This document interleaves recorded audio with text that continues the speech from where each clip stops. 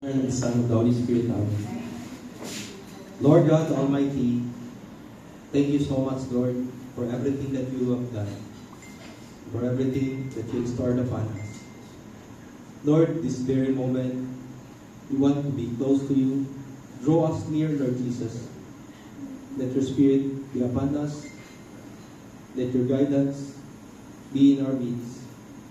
Holy Spirit, fill our hearts, fill our souls, and fill everything that is dark, the dark place in our hearts, in our soul, dark place in our family, in our community, in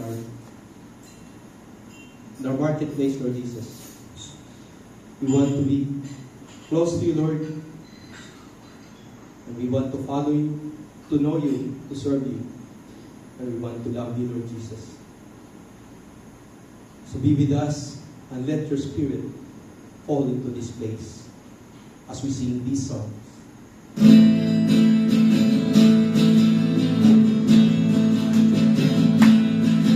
Holy Spirit, Holy Spirit, come with your fire. Holy Spirit, come with your fire. Holy Spirit, so raise your hands. Holy Spirit, come with your fire. Come, Holy Spirit, let the fire fall. Come, Holy Spirit, let the fire fall. Let the fire fall. Let the fire fall. Holy Spirit, purify my heart. Purify my heart. Holy Spirit, purify my heart. Holy Spirit, purify my heart. Holy Spirit, purify my heart. Come, Holy Spirit, let the fire fall. Come, Holy Spirit, let the fire fall. Let the fire fall. Let the fire fall. Holy Spirit, set my life on fire. Set my life on fire. Holy Spirit, set my life on fire. Holy Spirit, set my life on fire. Holy Spirit, set my life on fire. Come, Holy Spirit, let the fire fall. Come, Holy Spirit, let the fire fall. Let the fire fall. Let the fire fall. Let the fire fall. Let the fire fall. We praise and glorify you, loving Father. We thank the Lord for all the blessings. We glorify you, hallelujah. We praise you, Jesus. We praise you, Holy Spirit. We praise you, Father in heaven. Hallelujah, hallelujah. All hearts are filled with Jesus. Your faithfulness, Lord Jesus. We come to you, Lord. We go to the cross, Lord Jesus. Hallelujah. Praise you, glorify you, praise you, glorify you, Lord Jesus. Lord, hallelujah. Hallelujah, hallelujah. Hallelujah, hallelujah. Hallelujah, hallelujah.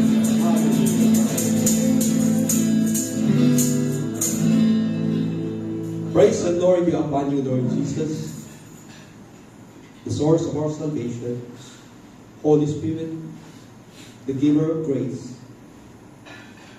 Let our hearts be filled with your goodness and your faithfulness. Holy Father, we continue to learn from you, and we want to get closer to you, Lord. Please set our hearts on fire and our mind be always aware of your goodness. All this we pray in Jesus' mighty name. Amen. Father, and the Son, and the Holy Spirit. Amen.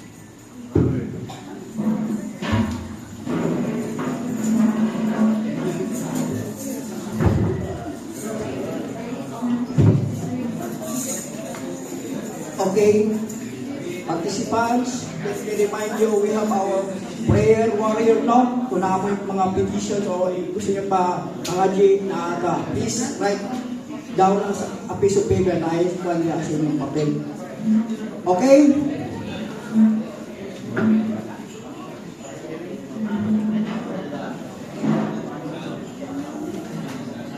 Our speaker for today, he was born in Takurong, Sultan Kudarat on July 12, 1979. He is happily married to Sis Lac Rojas Pagpanwa. He has 2 children. He is the manager or the bank employee of Union Bank, Butuan City. He graduated his BCLP batch number 14. He served the BCBP for 12 years now. His service or position in BCBP, he is our formation leader, MC, music ministry head, and program services formation head. His talk for today is Life in the Holy Spirit. Please help me welcome our speaker for today, Bro Pacifico Paco Magbanwa. Thank you, Brother Bo. So, bulan pa tali, no? Padayo na rin, no? Padayo na rin yung kabuang na karoon. Anyway, good morning once again. Our talk for this morning is the life in the Holy Spirit. I will not take long. No? Siguro mga palatay, mga 10 minutes and 1 hour.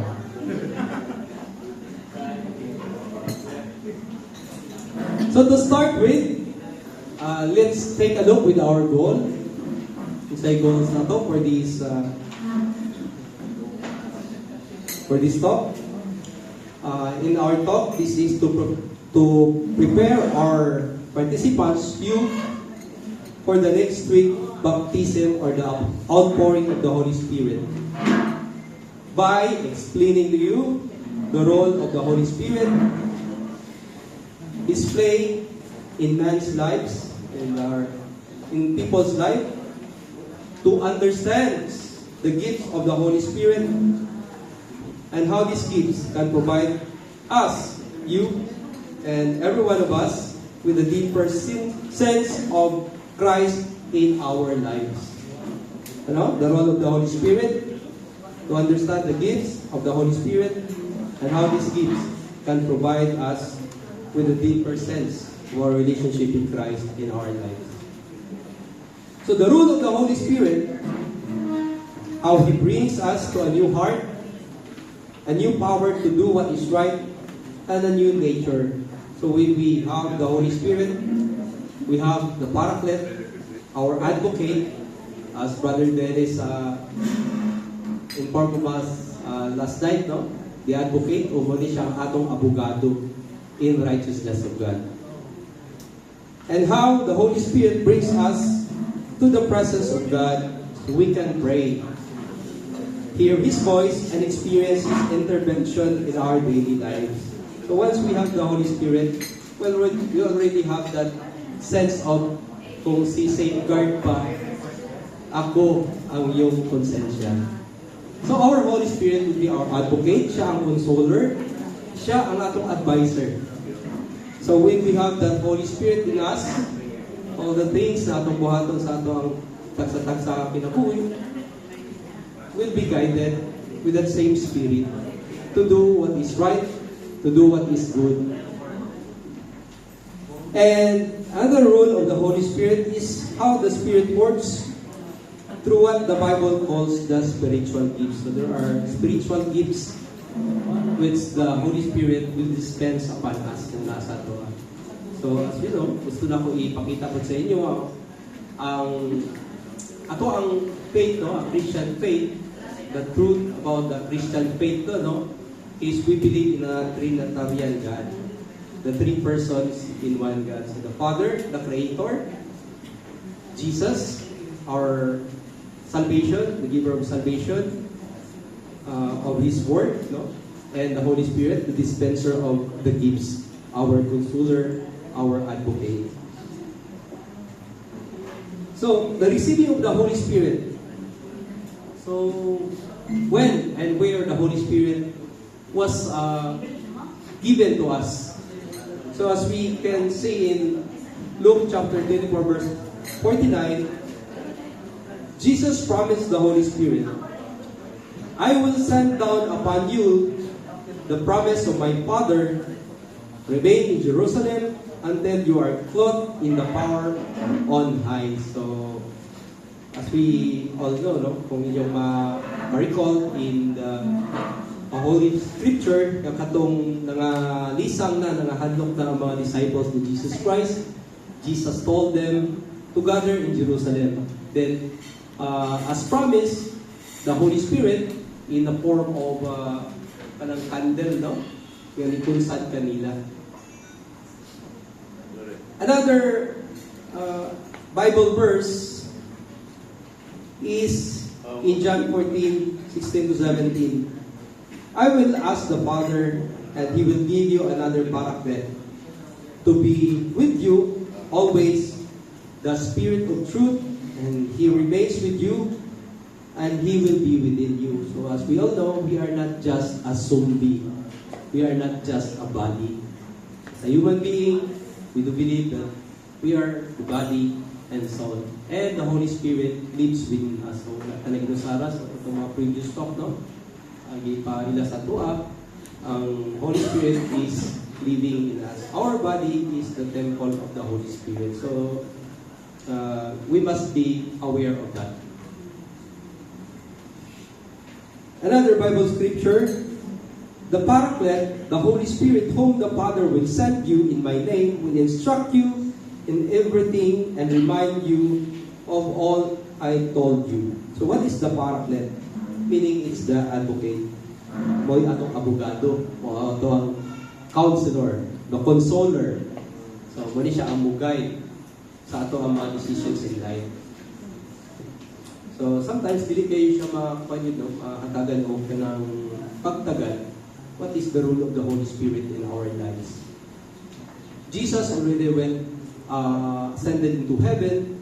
So, pinakakuha nato for me is Jesus. But Jesus already sent out His Holy Spirit to be with us. Okay, so we must be aware of that. The Spirit is within us to console us o atong abogado.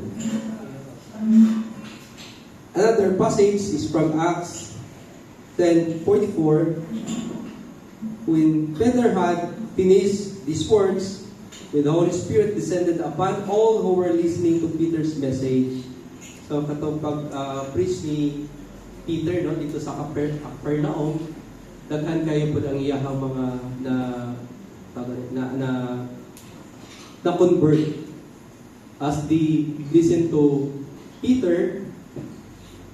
Then people start to gather and nagpa-convert into Christianity.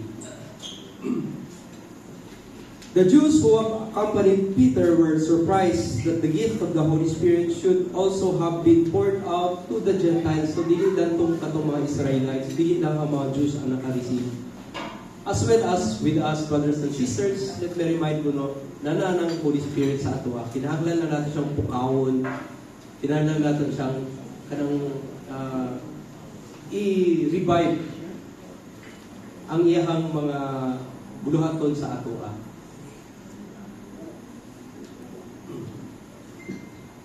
So another passage from Acts 10:35, we see that the Holy Spirit does not play favorites. Rather, the man of any nation who fears God and acts uprightly is acceptable to Him. So, dili lang katong mga buutan. Kay God, God's grace is i-pour out sa tanan. Okay? So, dili naman niya kita sa BCBP, kita lang maka-experience of ulan. So, katong pong mga bugi-bugoy nga na dito sa gawas, naka-experience yapon og ulan. Wala siya. The grace of God is para sa tanan.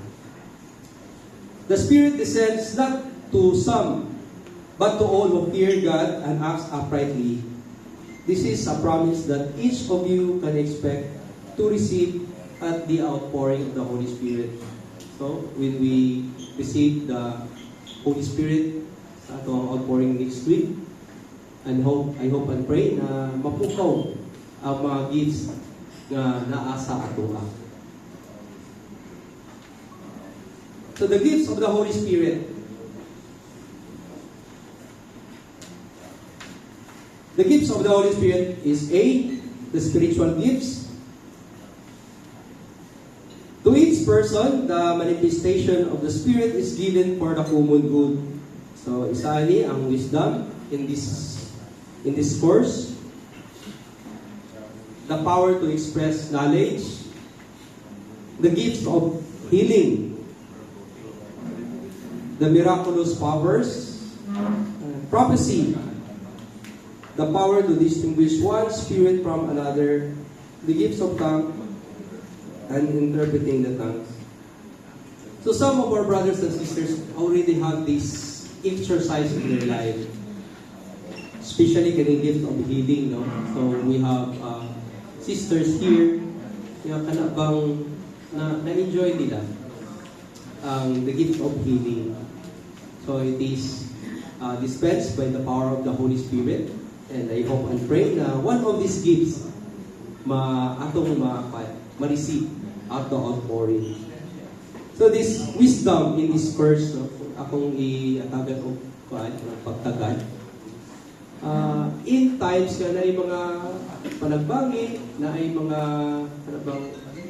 complex, atong masinati once we have the Spirit in us, once we have the gifts of the Spirit in us, we choose peace instead of strife. Okay? Just like si King Solomon, so nagipangayod niya the gift of wisdom. So it's the highest gift, no, na atong makuha. Kabalo mo bansay-bansay mo sayo kung saan tama na itong buhat niya. Here, the interpreting of tongues in 1 Corinthians 12:7-11, but it is one and the same Spirit who produces all these gifts, distributing them to each as He wills. So, kani siya, muabot ra siya sa ato naturally. Musunod ra siya sa ato as we will come. Pag dili siya nga kanabang gusto na mo, bro, gusto na ko kanang healing, bro, kay muna ko kirang manana, dami anak kanang mupila. Ang mga tao din, I will heal them. It is not our decision, but it is the gift of the Holy Spirit. The Holy Spirit, amoy muhatag sa tuwa kung saan ang gift ang atong madawat. The gift of tongue. The gift of tongue is the only gift that manifests itself almost immediately. Most of you, if not all, will receive the gift during the outpouring of the Holy Spirit. So how does it happen, no? When you see the gift of tongue, dili siya automatically mong istorya ko din mo gift of tongue ko. So it is a process na dapat nasa kanyang encounter with the Holy Spirit bago siya magawas. Hindi siya kabos, I can speak the gift of tongue. So it is a prayer and derived from the prayer. It is the only gift where we benefit directly. Why? All the gifts are for the benefits of the community, the other persons. When one heals another, it is the sick person who benefit from the gift of healing. So, dili kita. So, naatay mga kaila, naatay mga abyan-abyan, so kana, kung benefit sila, ay ano man, na may kickback. So, but the gift of the Holy Spirit, dapat, kung when you have that healing gift, the beneficiary should be the community or other people. When one makes prophecy, it is the community that benefits the hearing of God's message. Okay? And it is the same with all the other gifts. So it is for the people. It is for the community na banawat nato sa mga gifts na ihatag sa ato.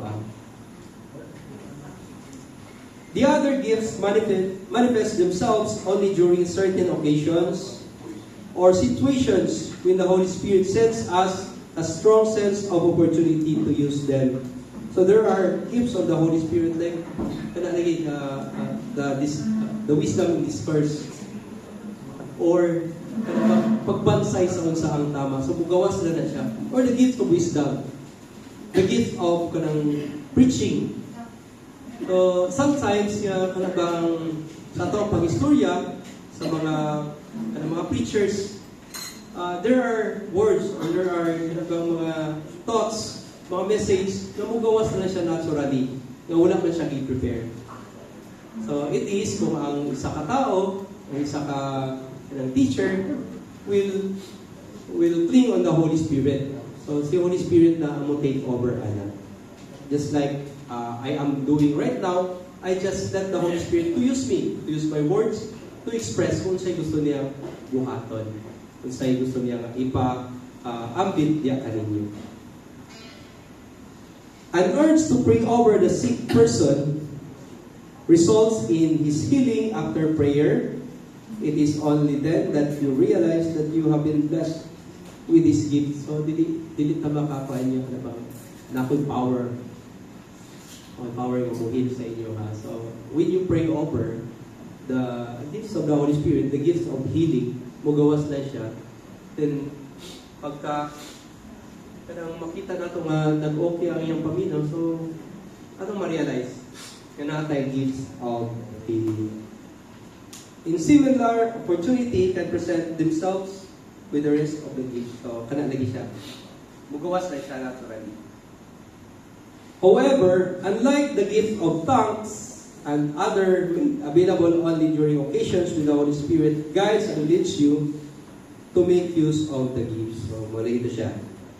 Mugawas na siya naturally.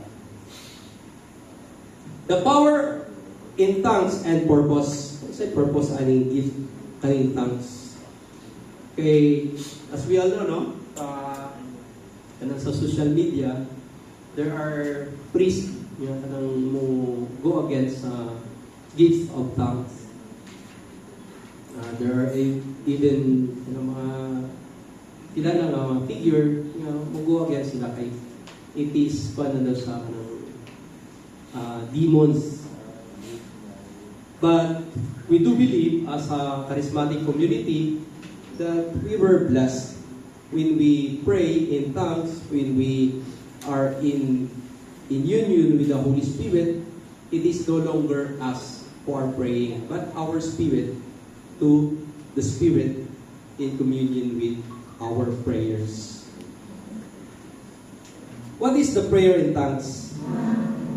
The prayer in tongues is a prayer of praise to God in the language we do not understand. In 1 Corinthians 14:2, a man who speaks in tongues is talking not to men, but to God, and no one understands him because he utters mysteries in the Spirit. So, when we pray in tongues, our mind is at rest. our senses is at rest. It is our spirit who are in communion with the Spirit of God mo ang nakikiusap sa ato ang pag-pray in tongues. It is a prayer and is based on faith that this gift described in the New Testament is still available to us in our days. So naagihapon siya. Wala siya nawala. And the gift of tongues. In a regular prayer, we use the gift of intelligence, our memory, and our understanding. But in the gift of tongue, our mind is at rest, while our spirit is at prayer. So, ano siya, no? Ano bang, you just have to relax yourself and be in communion with the Lord. In our formation years, no? So, namanggod mi ka ng ginatagan yun mi o ka na bang time to sleep with the Lord. Kaya siya, no? Some, ano bang ma-abuse siya, matulog yun, buhago. But in the morning, magod sa mo, when we are still in formation, so, after our morning prayer, morning praise, so we are given this meditation time, no? So, sleep with the Lord. So, let your body, your spirit, imo siyang ipawala. And let your focus dito lang sa Ginoo.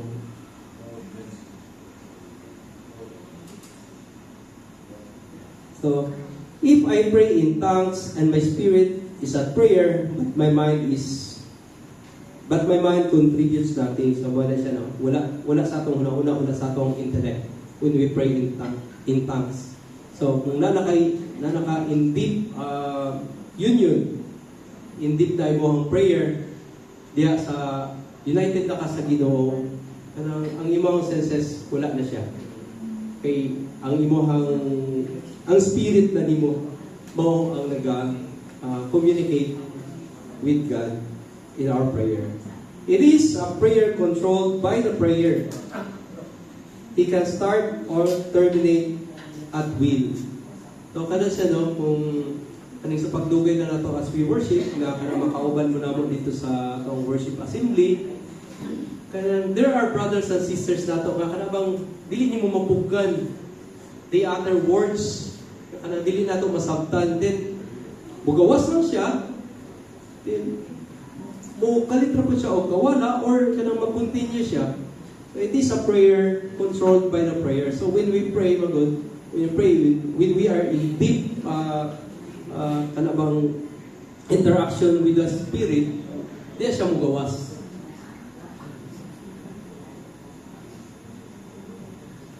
What does this prayer sounds like? So, isa na siya. So, kung nanay ka ng kahibalo na to, no? Ano bang una, sa other community, doon mga you start with la la la la, then mugawas na siya naturally. Pero kung you are not in a prayer mode, magduda ta, basin lahi na siya yung mga ginalalalala diya. So, the prayer in tongues should be start in concentration, in meditative prayer.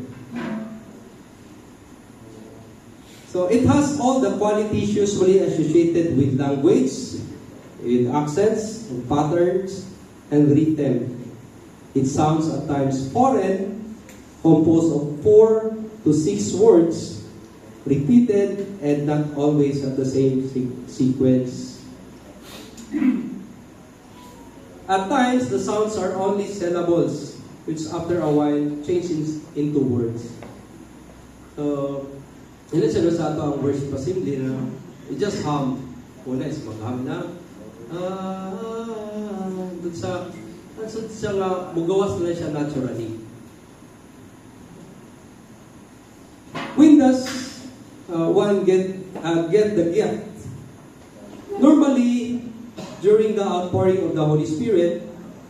However, there are those who have received it before or way after the baptism, way after the outpouring. So, ano bang as we go, no, ano bang meditative na ito ang pag-apo sa Ginoo. So, before sa baptism or after sa baptism, di lang siya magawas. In the previous talk, we enumerated the three phases of faith, no? So, ang kinahanglan nato diri nga faith is the expectant faith. Ano bang ato siyang madawat? So we just open our hearts, our minds nga we do rely on the promise of God nga ihatag siya nato. Believing that God will provide us with these gifts because He has promised it to us. Okay, on next week, during the outpouring of the Holy Spirit, please pray and ask for the gifts of tongues and for any of the other gifts you may desire, always conforming to what the Holy Spirit sees fit to dispense to us. So some of us will receive the power of wisdom, healing, understanding. So, in whatsoever gift nga kanang ma-receive nato o kanang gusto nato, we pray by expectant faith nga ato siyang madawat diha sa outpouring of the Holy Spirit. And how does one get the gift, no? The receipt of this gift has no bearing on whether you deserve it or not. It is a free gift. However, this gift requires acceptance on your part. So let's open up our hearts and our minds. No? We need to yield to the Spirit by cooperating with Him. And how we cooperate is by moving our lips and allowing our spirit to work in us. One way to yield is by attempting to imitate the one praying over you. Mga EGN, as they pray over you, as you do, strange words or syllables are formed, and you discover yourself praying in tongues. So when they pray over you, and you submit your mind and your consciousness, and concentrate sa ilahang prayer nga gina-offer niya sa inyo, cooperate with the Holy Spirit. One way is to open your palm, then kanabang be at rest. Then while your action group lay their hands on you, try to imitate them. And try to cooperate with the Holy Spirit na mag-work sa inyo. Another will be to say a word or praise, repeating the word pastor, and then the Holy Spirit blesses you with the gift. In any case, follow the leading of the one praying over you, who is normally your DGL, your discussion group leader. So when you say Hallelujah, Hallelujah, Hallelujah, Hallelujah, Hallelujah, then rest your mind and open your hearts, Hallelujah. Then words will just come out if you receive that gift of tongue. Magawas na siya. So what is the baptism of the Holy Spirit or the outpouring of the Holy Spirit? Some confuse this baptism with the sacramental one received at birth. Another area of confusion is the sacrament of confirmation, with that of praying for the manifestation of the Holy Spirit and His gifts. So, the outpouring of the Holy Spirit is not the sacramental in the Catholic Church, no? Sacramental is sa baptism. So, dili siya ang what we talk about here about the baptism of the Holy Spirit. And kato sa confirmation nato, no? When we are already 12 years old or 15 years old, when we are confirmed by the bishop, so dili siya kato ang baptism of the Holy Spirit. It is a charismatic way of kanang pagpukaw sa mga gifts of the Holy Spirit nga naa sa aton hearts. The sacrament of baptism is that by which through the action of the sacrament and the power of the Holy Spirit. So, unsa man to katong sa baptism of the Holy sa sacrament of baptism nato, we are liberated, reborn, and incorporated into the Christian world, no? So, atong ginaingon ana sa mga bata is welcome to the Christian world. So we call it the Christening. And we become united to Christ and born to a life of grace. And we are liberated from the original sin, reborn to become children of God, and incorporated into the church as one of its member. So, lahat ay mga niagi, mga members from other denomination, when they finally commit themselves to the BCBP, we all know sa pagsunod pala nato that the BCBP is a Catholic renewal community. So, there are people nga kanabang as they move, nakita nila ang beauty sa Catholic Church, they convert themselves to be Christian Catholic. And we know na kada sa atong pagpanganak, we bear the sin of our forefathers, the original sin. So, para mawala siya, then we will be incorporated into the church, into the Christian world, muna siya ginabunyagan. Then, kung atong ma-remember diya sa pagbunyag sa mga ninong ug ninang, di ba? Kita man ang nitong pag-ato, do you renounce Satan and all his wicked ways? Yes, I do. Kaya naman, din po man makatubag ng bata. Okay, so with that, kanang kita, we welcome the child. We welcome ang pagkahimukso sa bata, we welcome him into our Christian world, sa atong community. So we are liberated from the original sin. Next is the sacrament of confirmation. This is the second sacrament, no, in our Catholic faith, no, the baptism and the sacrament of confirmation. So, dili po ni siya mao ang atong ginadiscusan diri nga outpouring of the Holy Spirit. The sacrament of confirmation is that by which we are initiated into God's priestly people. At this point, God confers the gift of the Holy Spirit, perfecting in strengthening the new life began in baptism. So, sa ato ang baptism, so we are baptized in the holy oil and the water, no?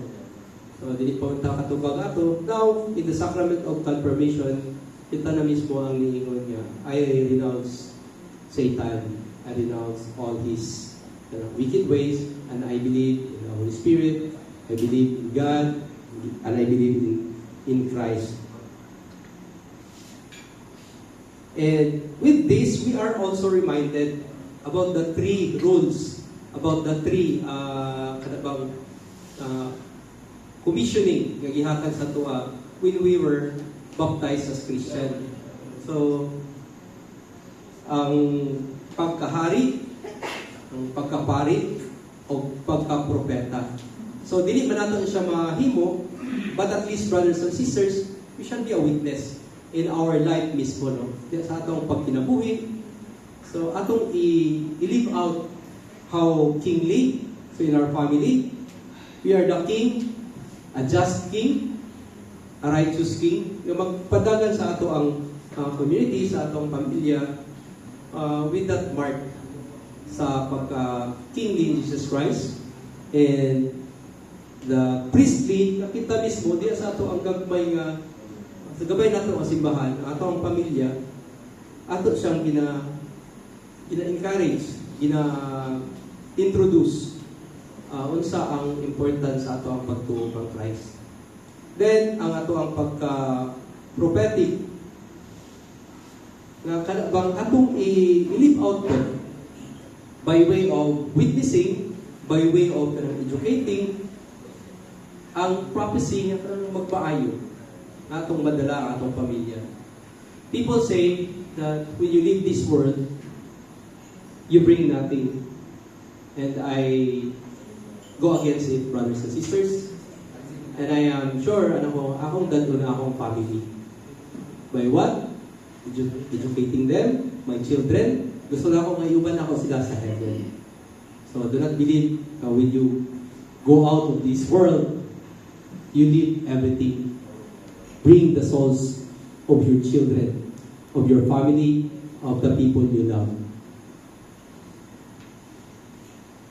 This life entails a new degree of responsibilities to the mission of witnessing to God's service we must render as a member of the church. So again, also we are giving this commissioning. Ipadala kita to live out ato ang pagtuo. The sacrament of confirmation, we become members of God's priestly nation. So wala na siya.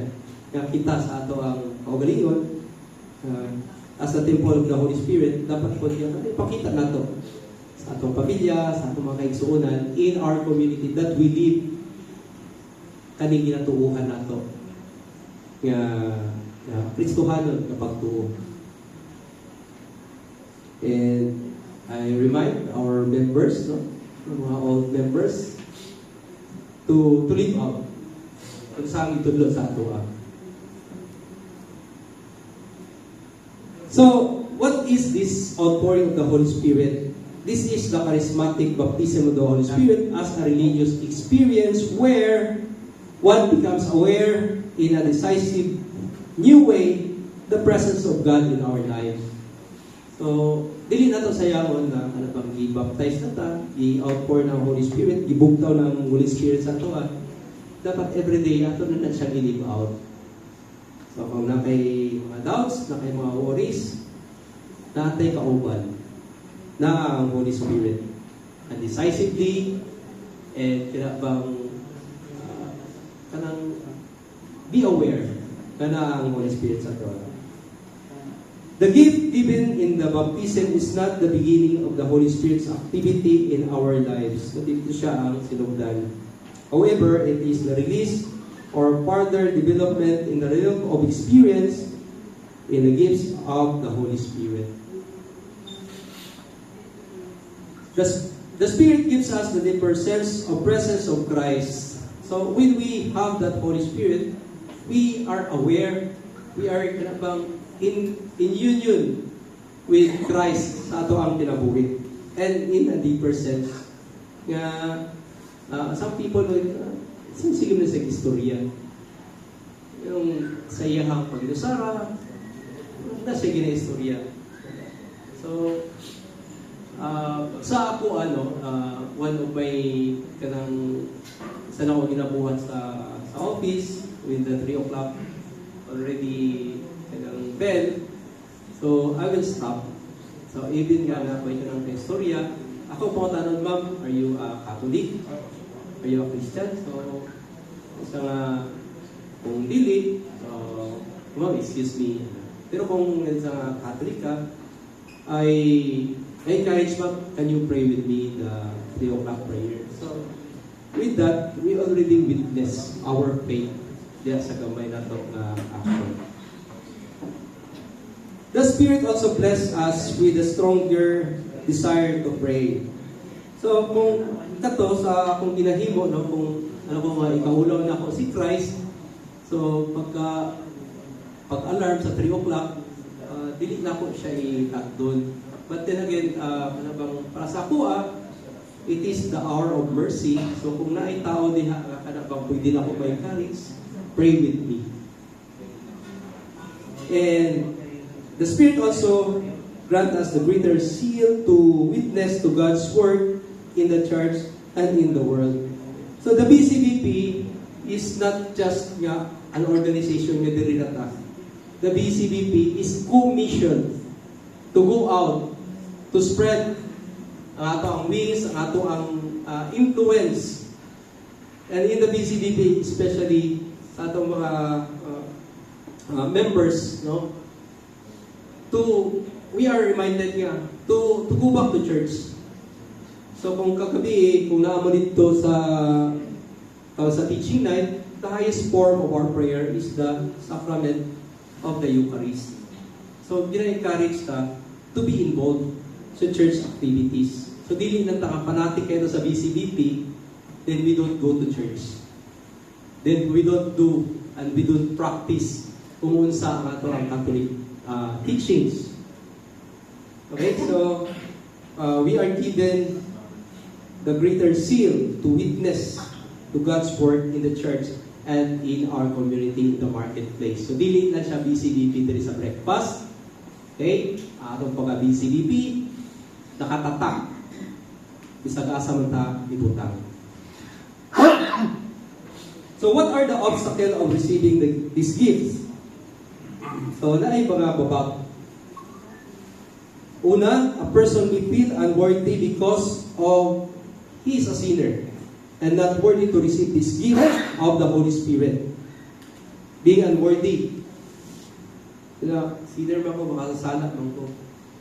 So remember, the gifts of the Holy Spirit is not pagbuot nimo. It is the same Spirit na siya ang mo pilit sa imuha. This is false humility. Who we are to deny God's prerogative as to whom He wishes to dispense these gifts. So, being a sinner, feel unworthy. Second, is the obstacles of doubt. Remember that Satan is the prince of lies. The prince of iyang balion unsa ang kamatuoran. The devil cannot prevent the Holy Spirit from dispensing these gifts. So to sow doubts to prevent you from using those gifts which you receive. So mag-doubt ta. May tabo ka ni dili. Kaya ba na ako ni dili? So pagka nagani nasa atong una, then again pray. Kaya i-direct ka to the righteousness of God, to the Holy Spirit, kung unsa ang mas maayong buhaton. So again, the obstacles are feel unworthy because of sin. Second is doubt. All these are beyond human reasons. And try as we may, we will never be able to grasp the things that are of God. So as the heavens is above the sky, the earth, so hindi natin siya mag-grasp. But at least, we just follow the leadings of the Holy Spirit. The only way to accept and in faith believe in these gifts which the Holy Spirit dispenses for our own good. Our good, the good of the community, the good of our family, and the good of kanang katibukan sa katawhan. So in preparation, sa buhaton nato, there is a need to be spiritually prepared for this occasion sa outpouring of the Holy Spirit. We urge you to go to confession. So ang gabi natin confession. So next week also, we will be having our confession. So we encourage everyone kung nasa this time na ay mga schedules sa ato ang parish. Usually it's 4 p.m. no? 3 to 4 p.m. So depending kung asa mo doon, or just coordinate with our ang course leader, Brother Bong, sa baptism, sa confession. Go to confession and strengthen your prayer time and receive the sacraments. So, be one with the sacrament. So, libo kayo, no? Every day, you start your day with the sacrament of the Holy Eucharist. Remember, no, the saying goes, what you eat, what you become. So if you eat, every day, eat the body and blood of Christ, the word of Christ, na puno na to ato ang kasing-kasing, atong pagkatao. So, magnindot kayo siya paminawan niya. You start your day with the goodness, with the right direction, and all else will follow na direction. So as part of your preparation also, we encourage you to read the wonderful book, no?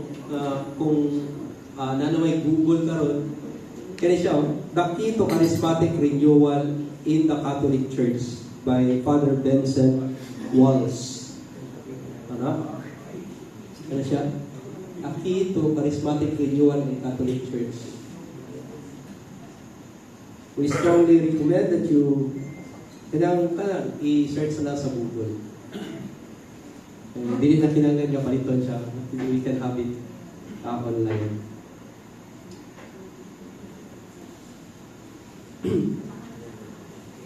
Okay, so stay in prayer and believe that God is in control. So, starting today, brothers and sisters, I encourage you to be in union, be aware of the Holy Spirit that is within us, and also to reflect kaning mga obstacles na pwede makababag sa pagdawat nato diya sa gifts of the Holy Spirit through the outpouring or the baptism of the Holy Spirit.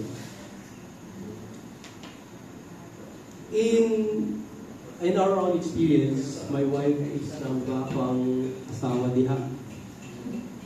My wife and I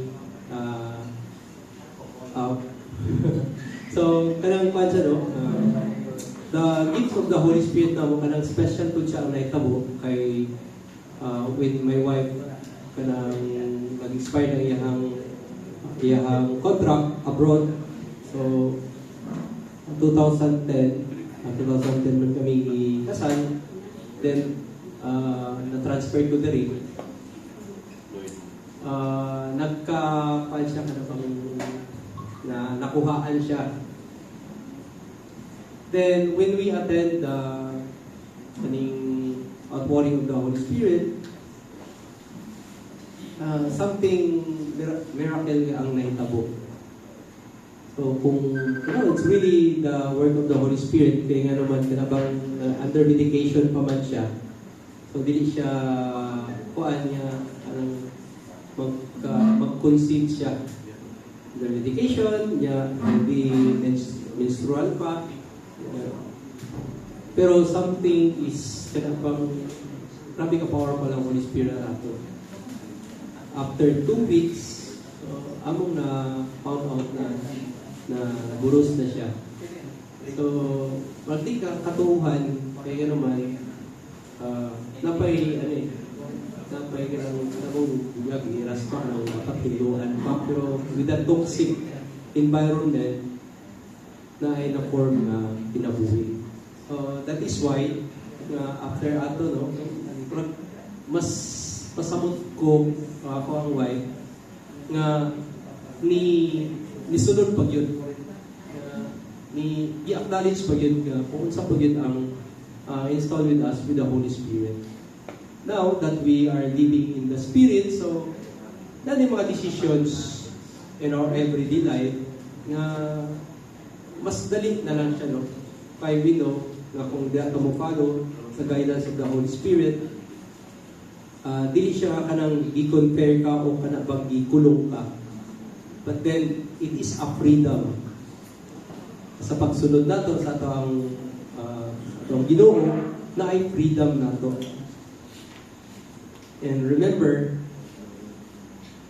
kung sa man kabugat ato mga ginadala, ang promise niya sa Matthew 6:33, so you who are heavily laden, come to me, for my yoke is easy and my burden is light. So, the brothers and sisters, pray for the Holy Spirit to be with us and avoid our serious sins as we welcome the outpouring of the Holy Spirit next week. Any questions? Any mga additional inputs?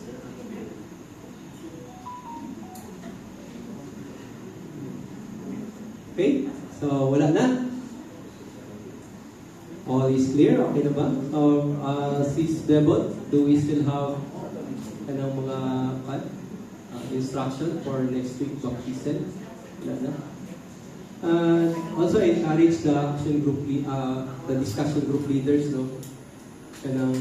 Be prepared also. Kay things will happen nga atong naa dito. Kay as we all know, ang kaning atong ginahimo is babag sa pikas ang kalaban. So dapat po strong po ka to counter. Yes, Edgar. Anytime, pwede naman may Confession. Yes, bro. So we still have time until Saturday morning na papunta yung confession report. So, other than that, napag-itong vision pagka Saturday morning? Yes, so kung di ka makahabol, you can have the confession. Okay.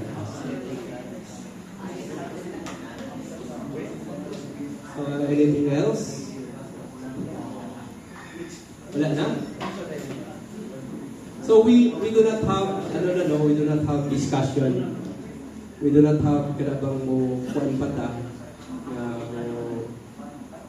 Ang pangalanan siguro is, sorry to prepare.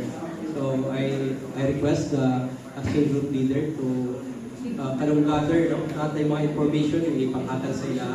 Sis Bebot, sis, atong mga prayer request nila, sis, itong mga gifts, naraman ang itong mga request nila ng mga Okay, so kung wala na, thank you for listening. Brother Ronald, may request ko. Okay, thank you, Bro Paco. Before I forgot, no, kano na ba naka confession? Wala pa, no? Siguro na schedule after breakfast next Saturday siguro. Kung wala pa mo, pwede mo direct siguro sa church o isa ko na lang ako chat, no?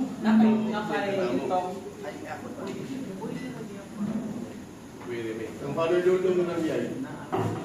For the confession, actually, yesterday natin scheduled then supposedly this morning, pero wala man nakaabot si Father Lolo for whatever reason. So, wala siya today.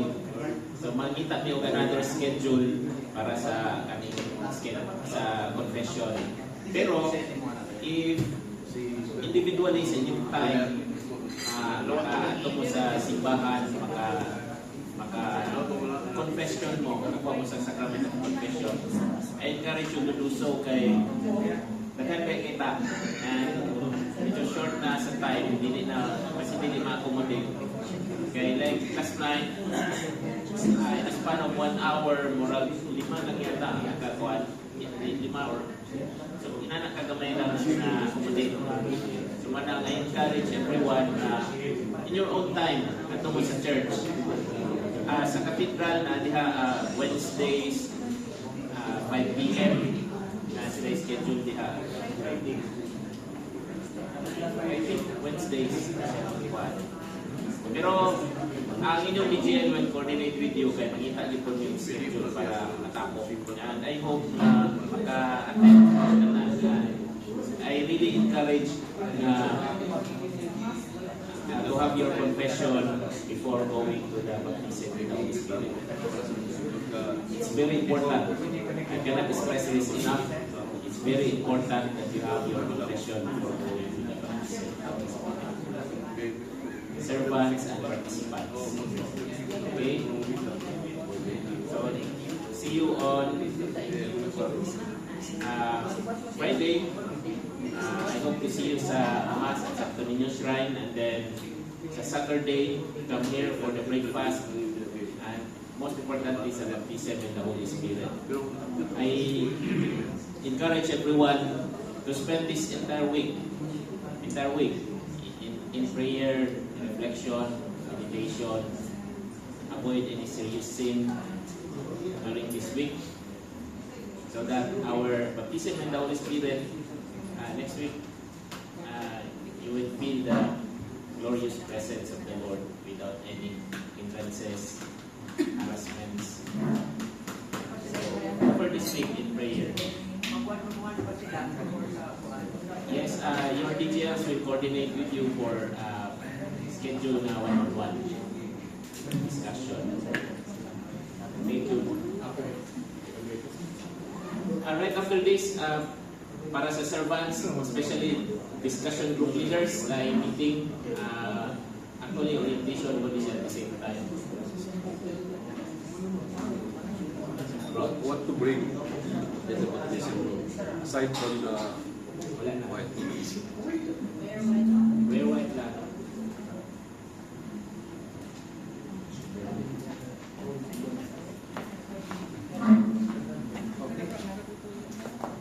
Right, so that would be all.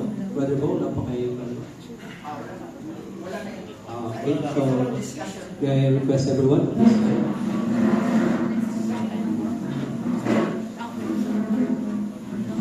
Let us fall down our heads and pray. Merciful Father, we offer you everything, Lord. We offer you our will, our memories, our strength, and all that we have. All these things, O Lord Jesus, are coming from you. We will bring back all the glory and honor to your name.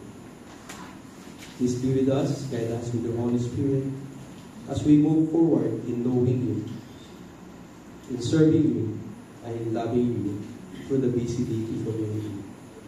Please take good care, O Lord, with all our circumstances, our business and our professions, that we may focus our sight on you, our great prize, and our ultimate goal.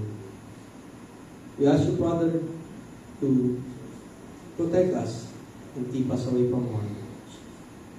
As we struggle with our human nature, Lord, we cling with the Holy Spirit to guide us in the ways of righteousness. All this we pray, we should meet in the holy and mighty name of Jesus Christ our Lord. Amen. In the Father, and the Son, and the Spirit. Keep